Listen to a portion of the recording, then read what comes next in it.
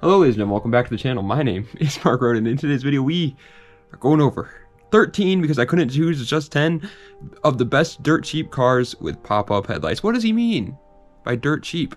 What is dirt cheap to him? Because dirt is like, I mean, that's like, you could find some of that outside. It's pretty much free. No, I'm not saying these cars are going to be free, but most of them are under 5 grand, and every one of them are under 10 grand.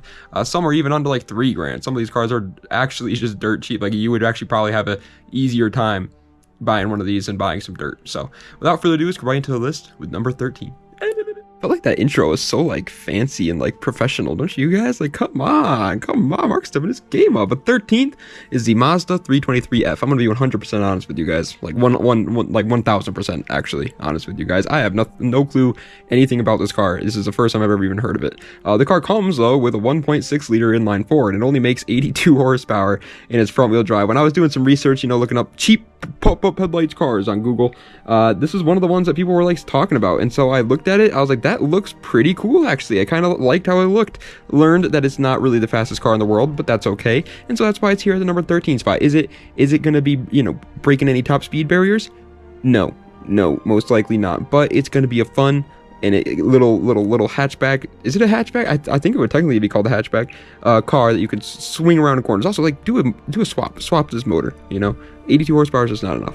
Let's play. So now we're at every other car I do know everything about, don't worry. They're cars that I actually am interested in. 12th place is the Mazda RX7 FC. Again, the FC RX7 can be found under 10k very easily, but under 5k it's kind of iffy. I mean, they can be, but I wouldn't say they're like the best deals out there. I'd stay away from an FC RX7 that's under 5k. Either way though, they come with a 1.3 liter 2-rotor rotary engine making 160 horsepower in its rear wheel drive. We all know the reliability of the rotaries. They get a bad rep, and honestly for good reason. These things, I have heard so many horror stories about rotary powered motors. My dad had a RX7. I think it was an FC actually too. But my dad had an RX7 when he was younger, and he sold it after like having it for literally just a year because he was like, this thing is horribly unreliable, and he's an incredible mechanic. Like this, they really do have some reliability issues, and that's why it's here at the bottom of the list. But in terms of like cool factor and the fact that it's rear wheel drive, oh my god, this is like top of the list. 11th place is a bit of an oddball, one that I feel like I don't talk about enough on this channel, the Ford Probe GT. The Ford Probe GT was definitely one of those cars that was like, when it came out, it was like almost like a laughing stock in the community. But then again, back in the day, cars like Civics were laughing stocks. Okay, like if you had a Civic back when in like the 90s, you were getting made fun of. All the Camaro boys were making fun of you. This car comes with a 2.5 liter V6 making 164 horsepower in its front wheel drive. It's not the fastest car out there by any means. The motor isn't the best for making any power or anything like that. It's not the most reliable. It really isn't the best car, and that is why it doesn't get a lot of praise, and that's also why it's here at the number 11 spot on my list. But in terms, again, kind of like the FCRX7, in terms of like cool points, I think these things look sick. Now, if you don't like the Ford Probe's design, the Mazda MX-6 is pretty much the same thing, but that doesn't have pop-up headlights, so it wouldn't count. So I put the Ford Probe here instead because it does. 10th place is kind of weird because it can have pop-up headlights, but it also cannot. It's the Mitsubishi 3000 GT. The 3K GT is a cool word. Again, had different like facelifts, and 2 of the facelifts have pop-up headlights, and then 1 of them have fixed headlights. So you just gotta obviously look for the pop-up headlights ones. The car comes with a 3 liter V6 making 170 horsepower in its front wheel drive, of course, as always. And these things are obviously super sick looking. Everybody loves how a 3000 GT looks. They are really aggressive, like almost like supercar level of like looks to them, but in terms of their performance, they're definitely a little bit lackluster. Their reliability is also a little questionable. They're older cars now, so I mean that makes sense, but at the same time, just be careful. It's a fun car, and I definitely would recommend one if you're looking for like a cheap, cool looking sports car, but just be careful. Another car you got to be careful for is the number 9 spot, which is the Pontiac Fiero GT. Now, this one my dad still has. He has one of them in a garage somewhere, and they're pretty cool cars. I've grown up with them. I've always loved them ever since, you know, my dad had them. I've always thought they were really cool. In terms of their performance, they're not the best out there, but they're also not that bad. They come with a 2.8 liter V6 making 140 horsepower in its rear wheel drive. 140 horsepower sounds, you know, small, and it is not a lot of horsepower. My Acura Integra makes 140 horsepower, and it's definitely not the fastest car in the world, but this car is incredibly light, and it's rear wheel drive, and it's mid-engine. You're gonna have a lot of fun with it. Obviously, snap oversteer is an issue in pretty much all these 80s 90s mid-engine sports cars, but once you master that, dude, you're a rocket ship. Also, I want to make it really clear, do not buy this if you're like a new driver. Like if this is gonna be your first car, don't buy a Fiero GT. 8th place. It's a car kind of like the FC RX7, where yes, it's under 10 grand and can even be found under 5 grand, but I don't know how. I would definitely be, you know, a little skeptical. The Nissan 240SX S13. Here in the States, we have the hatchback, which comes with the pop-up headlights, and even our coupes come with the pop-up headlights. I call them pig nose, and they're honestly pretty cool. They come with a 2.4 liter inline 4, making 145 horsepower, and it's rear wheel drive. Now I know the stigma behind S13s, and that is that everybody likes the fixed headlights better. I get that, you know, the fixed headlights are definitely better in my opinion too. Like I would like a Salady, dude. Give me a Salady, and I am giving you a reach around, if you know what I'm talking about. But in terms of the regular, just like pop-up headlights ones, they're definitely not bad either. They still look pretty cool, and they're still an S13. You know, they got a KA, you can have some fun, you can drift them.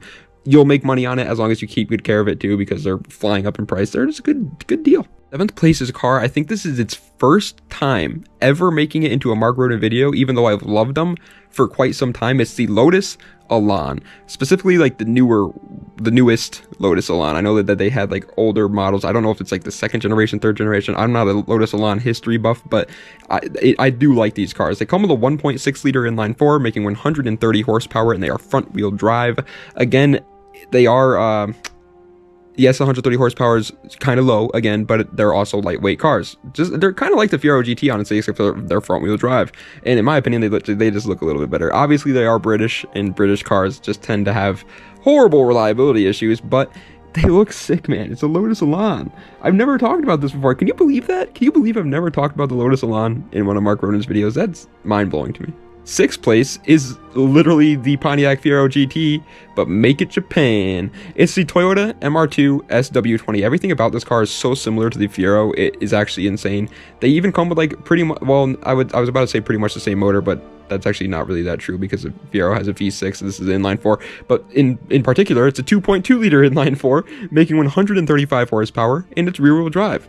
That's a Mark Roden transition for you right there. That was the best transition of my life. Obviously, SW20s, same thing applies with the Fiero GT. Yes, they can be good handling cars if you know how to handle them, but they are mid-engine. They do experience snapovers here. They're not the easiest car to handle out there, so don't buy it if you're a new-time driver. But if you aren't a new-time driver and you do buy one of these, SW20 MR2s are some of the most gorgeous JDM cars of all time, my friend. So you just made yourself a Mark Roden approved purchase. 5th place is one of the coolest pop-up headlights on this list, because the headlights open in just the coolest way possible. They like flip upside down and then they open up. The Chevy Corvette C4. Now, I was going to put the C5 on this list if I'm being honest, because I do like the C5 better than the C4. Who doesn't? But I put the C5 in like all my lists, so I put the C4 here. It comes with a 5.7 liter V8, making 230 horsepower in its rear wheel drive. Now, this is during the gas crisis, and so pretty much every single year of this car has a different horsepower number, so you just got to kind of do your research and really find out what one you're buying. But I just put 230 horsepower there because it's kind of a good base, I guess. This car's never been the fastest Corvette. Let's break the ice there, okay? It's definitely not like the most wanted, the best Corvette that you can purchase. It's the best deal or anything like that, but it's still a vet. It still has 200 plus horsepower, still rear wheel drive, still has a V8, still looks like a Corvette. It's a freaking sick car, and the pop-up headlights open really coolly.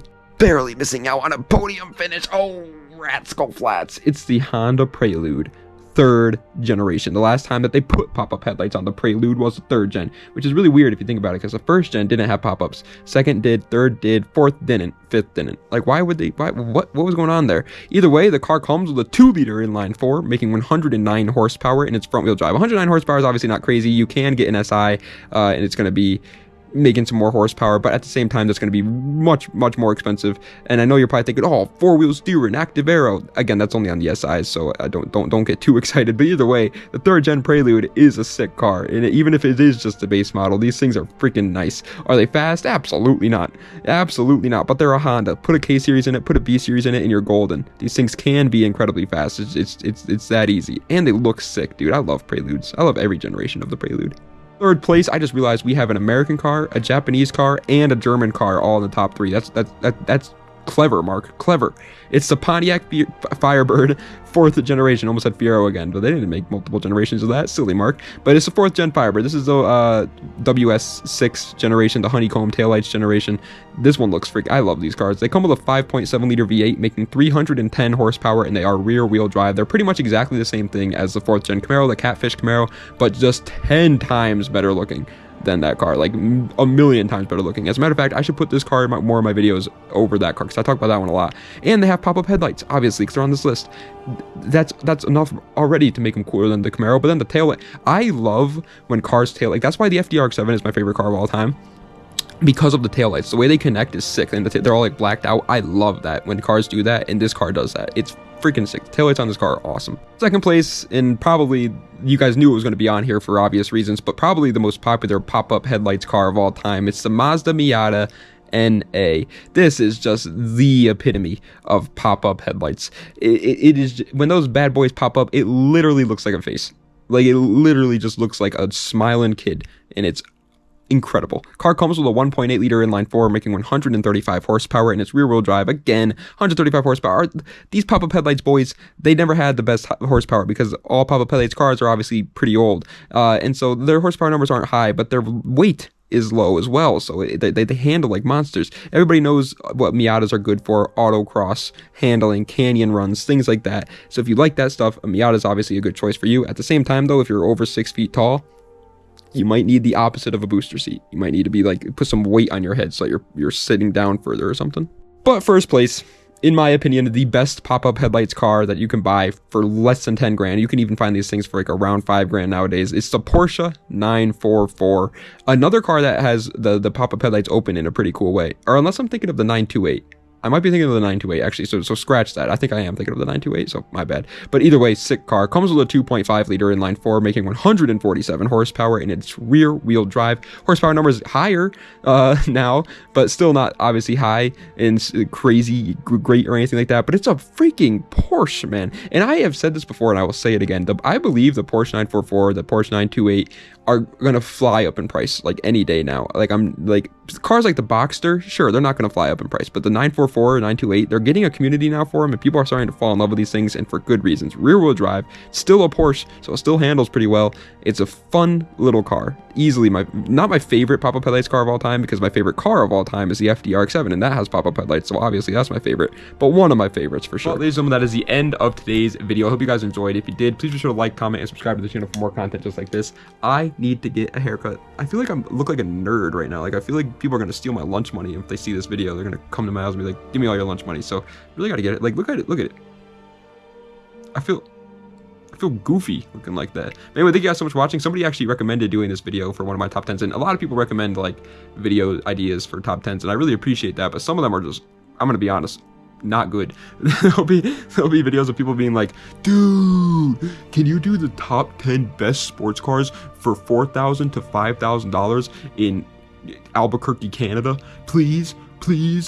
Albuquerque, Canada. What am I talking about? Albuquerque, New Mexico. Please. It's like, dude, with all due respect, no. There's just like, that's a really bad idea for video. But somebody recommended this one, and I was like, that's a great idea. Who doesn't love pop-up headlights? Who doesn't love cheap cars? So here we go. And I think it was a good idea. So recommend some more videos down below, and if I think they're great ideas, I'll do them. I really appreciate it. Anyway, thank you guys so much for watching. I appreciate it. Das Vidania, and have a nice night. Peace.